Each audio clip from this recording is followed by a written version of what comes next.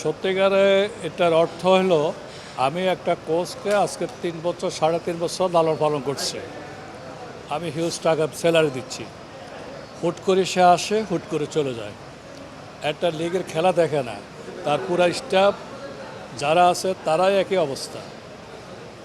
10 দিন আগে আসে একটা টিম করে আপনি দেখছেন গত কিছুদিন আগে সে 35 জন একটা লিস্ট করছে, ক্যাম্পে ডাকছে 30 জন, বাকি প্লেয়ারদেরকে ডাইকা কল করেন।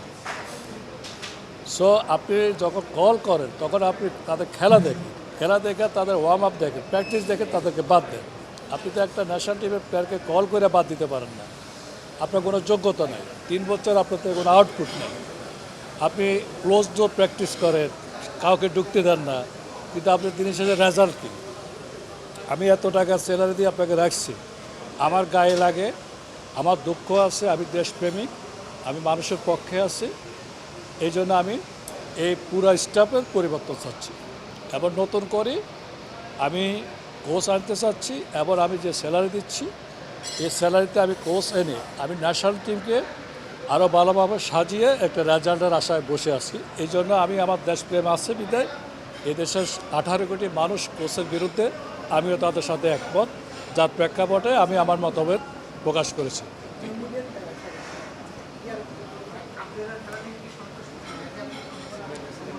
কাবরারা খেলাই বুঝে না, সন্তুষ্টতা পরে, ও আগে খেলাই বুঝে না। ও খেলা বুঝলে সিঙ্গাপুর আহামরি আমার দেশে আমার সাথে ভালো খেলেনি।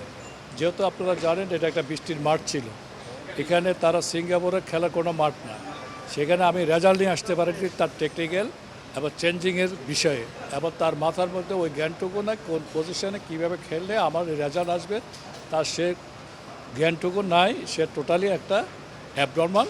এই জন্য আমি তার পদত্যাগ চাচ্ছি এবং আমি এদেশের একটা ভালো কোচ এনে এদেশের ভালো ন্যাশনাল টিমের একটা ভালো রেজাল্ট চাচ্ছি।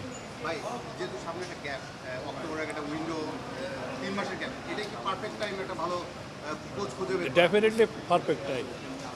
আপনি আবার কাবরারা আসে, সে খেলার 10 দিন আগে এসে একটা টিম করে, তো তার চেয়ে তো আমি এখনও 3 মাস টাইম আছে। আমি এখনও কোচ আনলে আমি একটা টিম করার আমার জন্য কোনো বিষয় না, কারণ এখানে আমার প্লেয়ার আছে, যে প্লেয়ার সাজানো আছে। আমার দেশের প্লেয়ার অনেক ভালো খেলে, তারা দেশপ্রেমিক, দেশের জন্য ওরা খেলে। কিন্তু এই কাবরারা এই টিমকে টোটালি এই প্লেয়ারদেরকে মধ্যে গ্রুপিং করে এবার সে একটা সিন্ডিকেট করে টোটালি সে টিমটাকে নষ্ট করে এবং যার প্রেক্ষাপটে রেজাল্ট আসে না।